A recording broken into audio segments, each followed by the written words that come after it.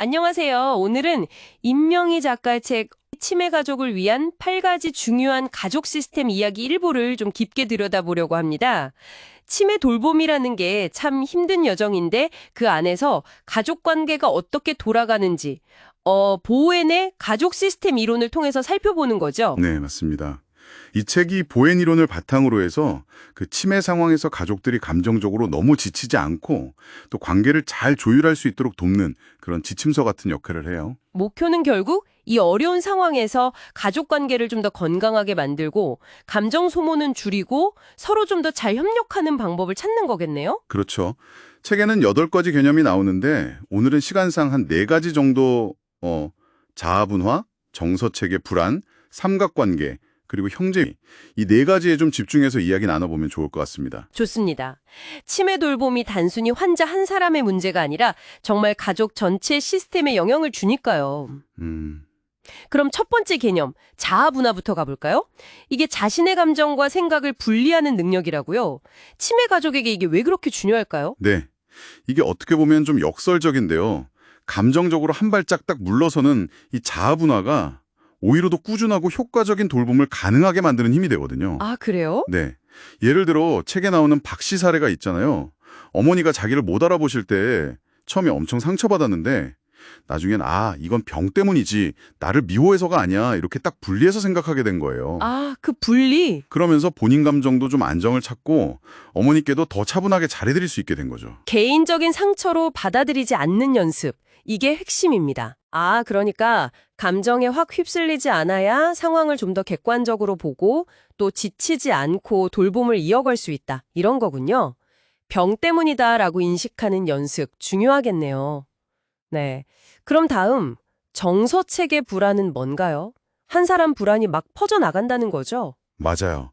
그 돌봄 부담이나 아니면 환자분의 예측 불가능한 행동 때문에 한 사람의 불안이 이렇게 커지면 그게 정말 파문처럼 가족 전체로 쫙 퍼져나가요. 책 속 이시 사례가 딱 그런데 주로 돌보는 사람의 스트레스가 결국 형제들끼리 막 다투게 만들고 집안 분위기 전체가 싸늘해지고 이런 경우 정말 흔하거든요. 그럼 그런 불안이 막 퍼지는 걸 막으려면 책에서는 어떤 방법을 이야기하나요? 이씨 가족이 결국 해냈던 것처럼 가장 중요한 건 역시 솔직하게 대화하는 거예요.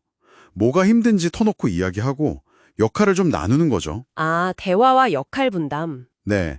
그리고 정기적으로 가족 회의를 한다거나 아니면 요양 서비스 같은 외부 자원을 활용하는 것도 아주 중요해요. 그래야 불안이 한 사람한테만 너무 집중되지 않고 시스템 전체가 좀 안정될 수 있거든요.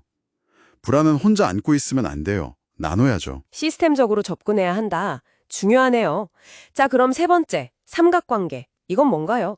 두 사람 사이가 긴장되면 제3자를 끌어들인다. 네. 이게 아주 흔한 패턴인데요.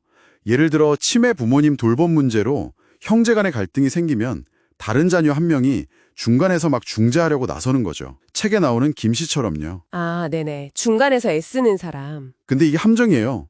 잠깐은 문제가 해결되는 것처럼 보일 수 있는데 근본적인 갈등은 그대로 있고 중간에 낀 사람만 감정적으로 너무 힘들어지는 거죠. 소진되는 거예요. 아, 그럼 어떻게 하죠? 보엔 이론에서는요. 제3자가 끼어들기보다는 당사자들끼리 직접 소통하는 걸 더 권장합니다. 어려워도 직접 부딪혀서 이야기 나누고 가족 회의 같은 자리에서 각자 입장 말하고 역할 명확히 하고 이게 더 건강한 방법이라는 거죠. 그렇군요. 직접 대면하는 게 결국엔 더 낫다. 네, 자, 마지막으로 형제 위치 개념인데요. 이게 흥미롭더라고요. 보통 첫째한테 기대가 많이 쏠리는데 실제 역할은 또 다를 수 있다. 저자 본인 가족 얘기처럼요. 막내 동생이 오히려 정확해요. 중요한 건 태어난 순서 그 자체가 아니라 실제 그 가족 안에서 어떤 역할을 하고 있느냐 이 기능이거든요.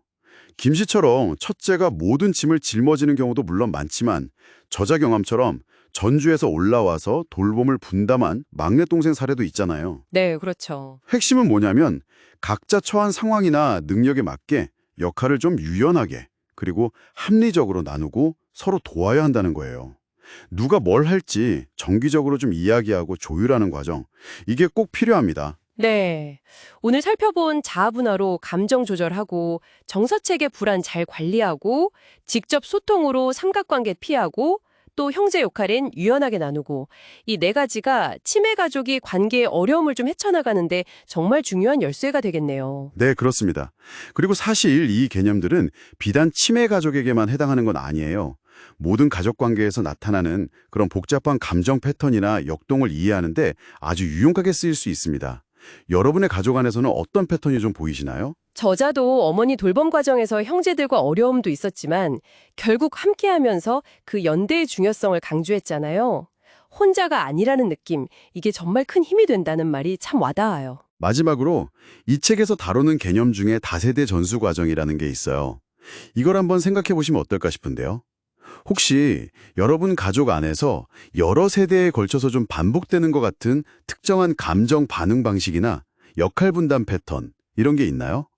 만약 있다면 그게 어떻게 만들어져 왔는지 그리고 앞으로 이걸 어떻게 좀 더 건강한 방향으로 바꿔나갈 수 있을지 잠시 생각해 보는 것도 굉장히 의미 있는 시간이 될 것 같습니다.